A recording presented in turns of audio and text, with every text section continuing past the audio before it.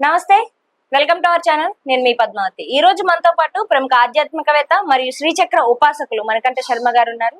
మరి గురువు గారితో మాట్లాడి ఆషాఢ మాసంకున్న ప్రత్యేకత ఏంటి, ఎందుకని ఆషాఢ మాసంలో నూతన వధూవరుల్ని దూరంగా ఉంచుతారు, దీని గురించి పూర్తి వివరాలు తెలుసుకుందాం. అండ్ మీరు కూడా వీడియోని ఎక్కడ కూడా స్కిప్ చేయకుండా కంప్లీట్ గా చూడండి, అప్పుడే మీకు కూడా దాని గురించి వివరాలు తెలుస్తాయి. నమస్కారం గురువు గారు. పరమేశ్వరార్పణమస్తు. గురువు గారు, పెళ్లిళ్ళు మే నెలలో అవుతాయి. పర్టికులర్ గా మాట్లాడుకోవాలంటే పెళ్లిళ్ళ సీజన్ అంతా మనకు మే నెలలో జరుగుతుంది. దాని వెంటనే ఆషాఢ మాసం వస్తుంది. నూతన వధూవరులకు మాత్రమే ఎందుకని ఈ ఆచారం? ఆషాఢ మాసంలో రాగానే వీళ్ళని దూరంగా ఉంచుతారు. అమ్మాయిని పుట్టింటికి పంపించడము, అలాగే అత్తగారు ఉన్నప్పుడు ఇంటికి రాకూడదని, వీళ్ళిద్దరు కలుసుకోకూడదని, ఇలాంటి నియమాలు ఎందుకని నూతన వధూవరులకి ప్రత్యేకంగా వీళ్ళకి మాత్రమే విధించారంట? దీని గురించి వివరాలు చెప్పగలుగుతారు? వాస్తవానికి ఏమిటంటే మన ధర్మము అనేటువంటిది అత్యంత గొప్పది. ఎందుకు గొప్పది అంటే మన వాళ్ళు నిర్ణయించిన ప్రతి దానికి కూడా ఒక రీజన్ ఉంటుంది. రీజన్ లేకుండా ఎవ్వరు ఏ పని చేయరు. ఆషాఢ మాసానికంటే ముందు జ్యేష్టము, జ్యేష్ఠానికంటే ముందు చైత్రము, వైశాఖము, జ్యేష్టం. చైత్ర మాసంలో ఏమవుతాయి? చలి అనేటువంటి తీవ్రత పెరగడం, చెట్లు చిగురించడం, ఆ తర్వాత ఆవకాయలు రావడం, మామిడికాయల నుంచి ఆవకాయలు పెట్టుకోవడం, వేసవకాలం, తదనంతరం వర్షాలు పడటం జరుగుతూ ఉంటాయిగా. అంటే వసంత కోకిల కూస్తున్నప్పుడు చిగుర్లు పడి వేడి అనేటువంటిది ఉద్భవిస్తూ ఉంటుంది. వేడి వచ్చిన తర్వాత ఏమవుతుందంటే వర్షం పడి ఆ వేడిని చల్లారుస్తూ ఉంటుంది. ఎవరైతే నూతన వధూవరులు ఇది వరలో ప్రతి ఒక్కరికి కూడా పొలాలు ఉండేవి, పొలం పనులు చేసుకునేవారు. ఖచ్చితంగా అతను ఉద్యోగం చేసుకుని ఏం చేసుకున్నా పొలం పనులు ఉండేవి. ఒక ఎకరము అరెకరం ఉండేది. పెళ్లిళ్ళు చేసేప్పుడు కూడా మా అమ్మాయికి అరెకరం పొలం ఇచ్చామండి అనేవారు. అంటే పంటలు పండించుకునేవారు. పెళ్లి జరిగిన తర్వాత తొలకరి చిలుకలు పడుతున్నప్పుడు పంట పొలంలో పనులు ఎక్కువ ఉంటాయి. కొత్తగా వివాహం అయిన తర్వాత కొత్త మోజులో భార్య ఉందనే విషయంతో భార్యతో ఇతను పడుకుంటూనే ఉన్నాడు అనుకోండి, రూమ్ లో పొలం పనులు ఎవరు చేయాలి? తండ్రి కొడుకు ఇద్దరు ఉదయం వెళ్ళి పొలం పనులు చేసుకుని వస్తారు ఇదివరకు రోజుల్లో. మరి తొలకరిచెల్లు పడుతున్నప్పుడు పొలంలో ఉన్నటువంటి పనులు చేయడానికి కొడుకు వెళ్ళగానే తండ్రి ఒకడే వెళ్తే ఇద్దరు చేసే పని ఒకడే చేస్తే కష్టం అయిపోతుంది కదా. అప్పుడు ఇద్దరు చేసే పని ఇద్దరు చేయాలి. ఇతను కొత్తగా వచ్చినటువంటి భార్య మోజులోనే ఉండిపోతాడేమో అని చెప్పి ఈ నెల రోజులు వర్షాలు పడిన పంట పొలాలు కొంచెం దూరంగా ఉంటాడు. దీని వల్ల మన వాళ్ళు ఏంటంటే, ఎరా కళ్ళం కొంగట్టుకు తిరుగుతావా, ఇంకా లేవా రావా అని అతన్ని తల్లి మందలిస్తూ ఉంటుంది. నా మొగుడిని అంటారా అనేటువంటి స్వార్థం భార్యకి కలిగి అత్తాకోళ్ళ నుంచి గొడవలు జరుగుతాయి.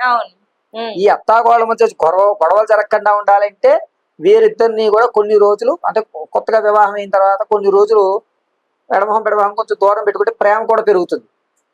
ఇప్పుడు మనం కొత్తగా ఫోన్ కొనుక్కున్నాం అనుకోండి, దాన్ని చాలా జాగ్రత్తగా చూస్తాం. దానికి ఒక కవర్ వేస్తాం, దానికి ఒక పౌచ్ చేస్తాం, దానికి ఒక హ్యాండిల్ పెట్టుకోవడానికి ఒకటి వేసుకుంటాం, వెనక కెమెరా తీయడానికి ఒక పౌచ్లు పెడతాం, నానా రకాలు పెడతాం. కొత్తగా పెళ్లి చేసుకున్న అమ్మాయిని అలాగే చూసుకుంటారు. 10 సార్లు చూస్తారు ఫోన్, కింద పడకుండా నెల రోజులు చూసుకుంటారు. తర్వాత నుంచి పెద్ద దాని మీద ఇంట్రెస్ట్ ఉండదు. అలాగా ఇతను ఏం చేస్తారంటే ఈ వ్యవస్థను దూరంగా పెట్టడం వల్ల ఇతను పొలం పనులు చేసుకోవడానికి, అంటే తొలకరి జల్లు పడుతున్నప్పుడు వరి నాట్లు వేయడానికి అవకాశం ఉంటుంది. సో భార్య మోజులో అంటే పని మీద కాన్సన్ట్రేషన్ ఉంటుంది. భార్య వచ్చేసరికి అంటే ఒక నెల రోజులు 30 రోజులు అనేసరికి వీళ్ళిద్దరి మధ్య కూడా అదే మా ఆవిడ ఏం చేస్తుందో అనేటువంటి ఆలోచన కలుగుతుంది. కొత్తగా పెళ్ళైన మోజు అనేది ప్రేమగా అనురాగం చెందడానికి అవకాశం ఉంటుంది. అందుకని ఆషాఢంలో దూరంగా ఉండండి అంటారు. అప్పుడేమవుతుంది, అత్తగారికి కోడలికి గొడవ ఉండదు. కూతురు తల్లి దగ్గర ఉంటుంది, కొడుకు తండ్రి దగ్గర ఉంటారు. వీళ్ళిద్దరు ఇక్కడ ఉన్నప్పుడు ఏమవుతుంది, అత్తకి కోడలకి ఏంటంటే వీళ్ళు పొద్దునే లేచి ఆయన పనికి ఆయనకి వెళ్తాడు. ఒకవేళ భార్య ఉందనుకోండి, పొలం పని రేపు చూసుకుందాంలే అని భార్యతో ఉంటాడు. అదిగో కొత్తగా పెళ్ళైన దగ్గర నుంచి భార్య మాట ఏంటున్నాడు, అసలు ఆ రూమ్ నుంచి బయటికి రావట్లేదు, మా అబ్బాయి ఇలా ఉండేవాడు కాదు, పొద్దున్న 6 గంటలకి పొలం పనికి వెళ్ళేవాడు అని తల్లి మాట. అదిగో మా ఆయన అంటున్నావా అని చెప్పి భార్య అతనితో మాట్లాడుకుని అత్త కోళ్ళ మధ్య గొడవలు జరుగుతాయి. ఇటువంటి గొడవలు జరగకుండా ఆ ఒక్క నెలని కొంచెం దూరం చేశారు. దాని వల్ల ఆషాఢానికి అంత ప్రాధాన్యత వచ్చింది. పైగా ఆషాఢంలో ఇంకొక ఆనవాయితీ ఉంది. ఆషాఢం అయ్యేసరికి తర్వాత ఈ అబ్బాయి ఎవరైతే కొత్తగా పెళ్లి చేసుకుంటాడో ఈ అబ్బాయి అమ్మాయికి ఆషాఢ పట్టీలు కొనిస్తాడు. పంటలు పండిన తర్వాత కష్టపడిన తర్వాత భార్య వస్తుందని ప్రేమగా తను నడుస్తూ ఉంటే బాగుంటుందని చెప్పి పట్టీలు కొనివ్వడం ఆనవాయితీ కూడా ఉంది.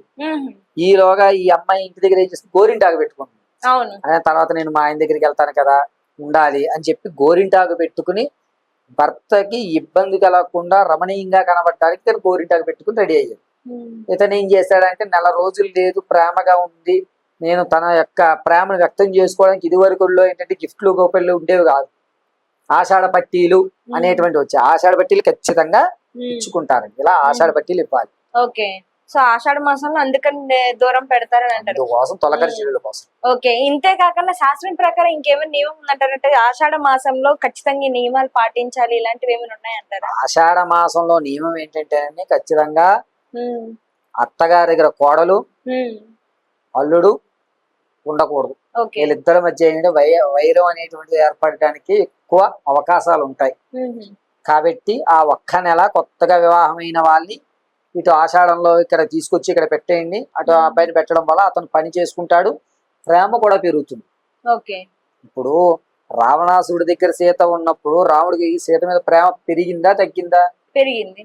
ఎందుకు పెరిగింది? ఎప్పుడైతే ఎడం వచ్చిందో ప్రేమ ఖచ్చితంగా పెరుగుతుంది. అదే నా వస్తువు దూరంగా తెచ్చుకోవాలి. మీరు రోజు చదువున్న పుస్తకాన్ని ఎవరింట్లోనూ ఫంక్షన్ లో వదిలేశారనుకోండి, పుస్తకం అక్కడ వదిలే, మన పిల్లలు చూడండి, ఏదైనా బొమ్మ అక్కడ వదిలేస్తే ఏమంటాడు, అక్కడ బొమ్మ ఉండిపోయింది, అక్కడ బొమ్మ ఉండిపోయింది, ఎలాగైతే తొల్లలాడతాడో ఆ విధమైనటువంటి ప్రేమ ఉప్పొంగడానికి పెట్టినటువంటి నియమే ఆషాఢం. ఓకే గురుగారు, ఇంకా చివరికి ఒక ప్రశ్న మిగిలిపోయింది. ఆషాఢ మాసంలో ఎవరిని పూజించాలి, ఏ విధంగా పూజించుకోవాలి? అంటే నూతనంగా పెళ్ళైన వధువులు ఉంటారు కదా, ఈ వధువులు ఇంటికి వెళ్ళిన తర్వాత ఎవరిని పూజించడం ద్వారా ఇక్కడ ఉన్న భర్తలు మరింత సురక్షితంగా ఉండడానికి అవకాశం ఉంటుందంటారు? వధూవరులనే కాదండి, ప్రతి ఆడవారు కూడా గౌరీదేవిని ఆరాధించడమే ప్రాధాన్యం. ఓకే, ఎవరన్నా సరే ఆయురారోగ్యంగా దీర్ఘ సుమంగళి భవ అని ఎందుకంటారు అంటే భర్త బాగుండాలని నానుడు కాబట్టి. గౌరీదేవిని మించినటువంటి ఆరాధ దేవత ఆడవారికి ఇంకొకటి ఉండదు. పైగా తిన దూరంగా ఉంటుంది, ఆయన పొలం పనులకు వెళ్తూ ఉంటాడు, పురుగు పుట్రా కుడుతూ ఉంటాయని చెప్పి ఆషాఢంలో అమ్మవారి ఆరాధన ఎక్కువ చేస్తుంటారు. కాబట్టి 98% వరకు కూడా మీరు గౌరీదేవిని ఆచరించడమే పరిపాటి. నిజంగా గురుగారు చాలా చక్కగా వివరించారు. ఆషాఢ మాసంలో ఎందుకని దూరం పెడతారు నుంచి మొదలు పెడితే ఎవరిని పూజించాలి వరకు ప్రతిదీ కూడా చాలా చక్కగా ఎక్స్ప్లెయిన్ చేశారు. అందరికీ అర్థమయ్యే రీతిలో. ధన్యవాదాలు. పరమేశ్వరార్పణం.